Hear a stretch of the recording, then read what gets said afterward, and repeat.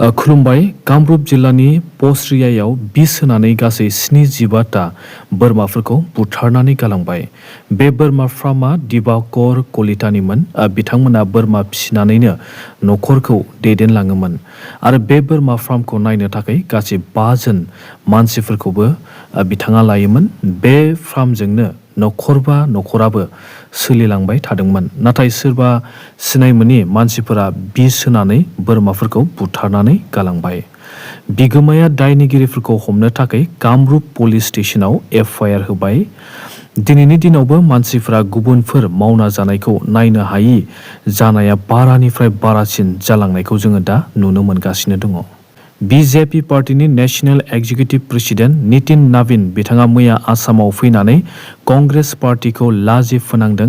मानोना आसामखौ जेब्ला कंग्रेस पार्टीया दैदेनदोंमोन बे समाव इलिगेल बांलादेशफोरा आसामाव फ्रिलि हाबनो हायोमोन। बेबायदिनो कंग्रेसनि समावनो आसामाव गोबां बांलादेशिफोरा थाफैदोंमोन होननानै बिथाङा बुंदों। नाथाय दा आसामाव BJPनि सरकार फैनायखाय इलिगेल बांलादेशिफोरा आसामाव हाबनो हालिया होननानै बिथाङा बुंदों। आसामाव BJP पार्टीया 2016 मायथाइयाव पावाराव फैनाय लोगो लोगोनो आसामाव गोबां सोलायबाय आरो गोबां डेभेलपमेन्ट जानो हमबाय होननानै नितिन नाभिन बिथाङा मैया बुंदों। बिथांखौ आसामाव फैदों होनना मिथिनाय लोगो लोगोनो आसामनि BJP पार्टीनि 20,000सो सुबुंफोरा लकप्रिय गपिनाथ बरदलै इन्टारनेशनेल एयारपर्टआव बिथांखौ BJP पार्टीनि 20,000सो सुबुंफोरा बरायदों।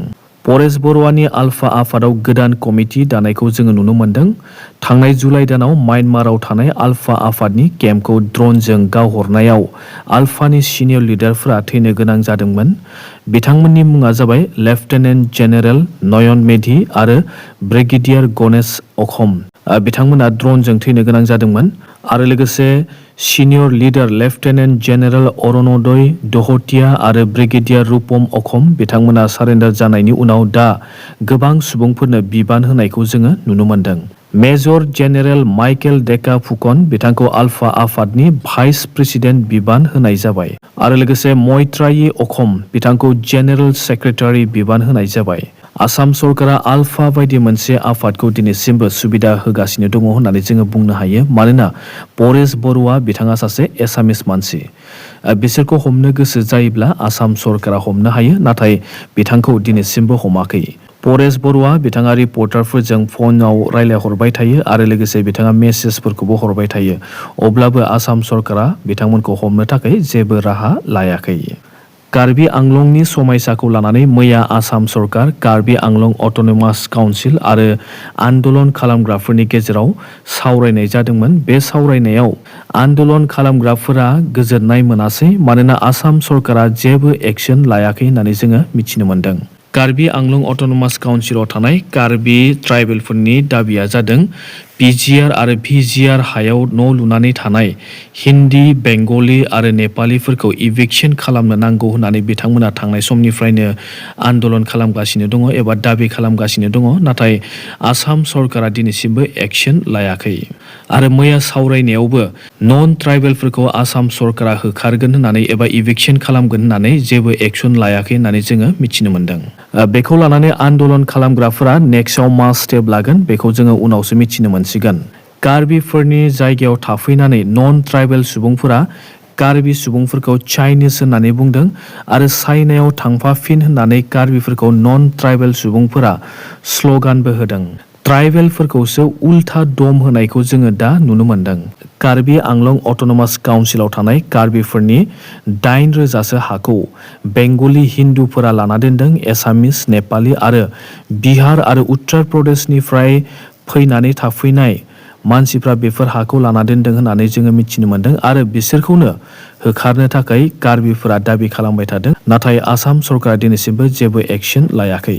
कार्बि सुबुंफोरनि अनजिमाया खमिनानै 35%ल' दंसै होननानै जोङो मिथिनो मोन्दों आरो बे कार्बि आंलं अट'नमास काउन्सिलाव 65%सो नन ट्राइबेल सुबुंफोर दङ। मैया शिया मुस्लिमफोरनि मस्जिदाव बमा बेरनानै गासै 8 जन सुबुंफोरा थैनो गोनां जाबाय आरो 21 जनसो सुबुंफोरा जखम जानो गोनां जादों। बे जाथाया सिरिया हादोराव जादों। बे बमाखौ सोर होदों बेखौ मिथिनाय जायाखै, अब्लाबो आइसिसखौनो सासपेक्ट खालामदों। मानोना आइसिसआ सुन्नी मुस्लिमफोरनि मोनसे आफाद आरो जेराव बमा बेरदों बेयाव शिया मुस्लिमफोरा मस्जिदाव खुलुमबाय थादोंमोन। बे समावनो बमाया बेरदों आरो गासै 8 जन सुबुंफोरा थैनो गोनां जाबाय। जों मिथिनो मोननाय बायदिब्ला शिया मुस्लिम आरो सुन्नी मुस्लिम बे मोननैया नायज्लायनो हाया, मानोना बिसोरनि गेजेराव लिडारखौ लानानै दावराव जाबाय थायो होननानै जोङो मिथिनो मोन्दों। मुस्लिम हारिखौ दैदेननो सुन्नीफोरनिफ्राय लिडार सायख'नांगौ होननानै सुन्नी मुस्लिमफोरा दाबि खालामो आरो शियाफोराबो शियानिफ्राय मुस्लिम हारिखौ दैदेननो लिडार सायख'नो नांगौ होननानै बिथांमोनाबो दाबि खालामो। बे समयसाखौ लानानैनो शिया मुस्लिम आरो सुन्नी मुस्लिमफोरनि गेजेराव गोबां दावराव जाबाय थायो आरो सुन्नी मुस्लिमफोरनि आइसिस आफादा शियाफोरनि मस्जिदफोराव गोबां बमा होयो आरो बेबायदिनो शिया मुस्लिमफोरनि गोबां सुबुंफोरा थैनो गोनां जाबाय थायो होननानै जोङो मिथिनो मोन्दों। आसामनि chief minister doctor Himanta Biswa Sharma बिथाङा एक्सनि गेजेरजों फोसावदों दि जायफोरा ADRE एग्जाम होनानै 4th ग्रेड साख्रियाव सिलेक्ट जाबाय बिथांमोननि एपइन्टमेन्ट लेटारखौ 9 जानुवारि खालारखालि राननानै होनाय जासिगोन आरो 3rd ग्रेडनिखौ 10 जानुवारि खालारखालि एपइन्टमेन्ट लेटारखौ राननानै होनाय जागोन। बेनिखायनो जायफोरा ADREनि 3rd ग्रेड आरो 4th ग्रेडआव सिलेक्ट जाबाय बिथांमोनखौ फुंनि 10 रिंगायावनो बे स्टेडियामाव एटेन्ड जाहैनो नांगौ होननानै आसामनि chief minister doctor Himanta Biswa Sharma बिथाङा बुंदों। मानो होननानै बुङोब्ला 10 रिंगानिफ्रायनो एपइन्टमेन्ट लेटारखौ राननानै होनाय जागोन होननानै जोङो मिथिनो मोन्दों। साख्रिनि रादाब लानानै फैदों। रेलवे डिपार्टमेन्टआव ग्रुप D पस्टनि थाखाय गोदान साख्रि ओंखारदों। गासै 22,000सो पस्ट ओंखारदों। बे पस्टखौ एप्लाइ खालामनो थाखाय मेट्रिक पासल' जानो नांगोन आरो लोगोसे ITI सार्टिफिकेट थानो नांगोन। अब्लानो बे पस्टआव नोंथांमोना एप्लाइ खालामनो हागोन। बेखौ अनलाइन एप्लाइ खालामनो नांगोन। STफोरा अनलाइन खालामनो थाखाय 250 रां फिस होनो नांगोन, नाथाय बे रांखौ एग्जाम जोबनायनि उनावनो मोनफाफिनगोन होननानै जोङो मिथिनो मोन्दों आरो बेनि अनलाइन एप्लाइआ 2026 मायथाइनि 21 जानुवारि खालारनिफ्राय जागोन। बे साख्रिखौ STफोरा 18 बोसोर बैसोनिफ्राय 38 बोसोर बैसोनि मानसिफोरा एप्लाइ खालामनो हागोन। एप्लाइ खालामनाया दा जाथ'वाखै। एप्लाइ खालामनाया 21 जानुवारिनिफ्रायसो जागोन। गुबुन मोनसे साख्रिनि रादाब बे जाबाय आसाम पुलिसावबो साख्रि ओंखारदों। जायफोरा क्लास 6ल' पास जादों बिथांमोनाबो आसाम पुलिसनि साफाई कर्मचारि पस्टआव एप्लाइ खालामनो हागोन। बैसोखौ नायोब्ला 18 बोसोरनिफ्राय 45 बोसोर बैसोनि ST सुबुंफोरा बे साख्रिखौ एप्लाइ खालामनो हागोन। अनलाइन जागासिनो दङ। लास्ट डेटआ 2026 मायथाइनि 16 जानुवारि।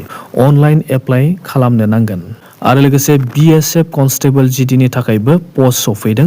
क्लास 10ल' पास जानो नांगोन। अनलाइन एप्लाइआ दिनैनिफ्राय जागोन आरो लास्ट डेटआ 2026 मायथाइनि 15 जानुवारि। ST केटेगरिनि मानसिफोरा बे BSF कनस्टेबल GDखौ एप्लाइ खालामनायाव जेबो फिस होनो नाङा। बे साख्रिखौ एप्लाइ खालामनो थाखाय क्लास 10ल' पास जानो नांगोन। आरो गुबुन मोनसे साख्रिया जाबाय गुवाहाटी हाइकर्टआवबो माल्टि टास्किं स्टाफनि थाखाय गोदान साख्रि ओंखारदों। बे साख्रिखौ एप्लाइ खालामनो थाखाय क्लास 8 पासल' जानो नांगोन। नोंथांमोना जुदि क्लास 8 पास जाबायब्ला नोंथांमोना एप्लाइ खालामनो हागोन आरो क्लास 9 पास जादोंब्लाबो एप्लाइ खालामनो हागोन आरो मेट्रिक पास जानाय सुबुंफोराबो एप्लाइ खालामनो हागोन। नाथाय जायफोरा हायार सेकेन्डारि एबा ग्रेजुएसन खालामबाय बिथांमोना बे गुवाहाटी हाइकर्टआव ओंखारनाय माल्टि टास्किं स्टाफनि थाखाय एप्लाइ खालामनो हानाय नङा। बेनि थाखाय बैसोआ जाबाय 18 बोसोर बैसोनिफ्राय 45 बोसोर बैसोनि ST सुबुंफोरा बे साख्रिखौ एप्लाइ खालामनो हागोन।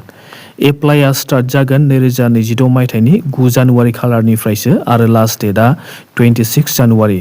बेखौ दा नोंथांमोना एप्लाइ खालामनो हाथ'नाय नङा मानोना एप्लाइ खालामनाय समा सफैयाखै।